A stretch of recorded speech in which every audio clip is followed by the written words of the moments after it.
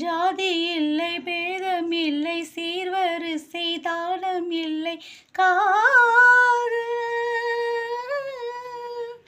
ஆதி இல்லை, அந்தம் இல்லை, ஆதாம் ஏவாள் தப்பும் இல்லை, காதல் ஊரென்ன பேரென்ன தாய் தந்தை யாரென்ன காதல் ஒன்று சேரும். நீ இன்றி நான் இல்லை, நான் இன்றி நீ இல்லை, காதல் அது வாழும். ஜாதகங்கள் பார்ப்பதில்லையே, அது ஜாதி மதம் கேட்பதில்லையே. காலமெல்லாம்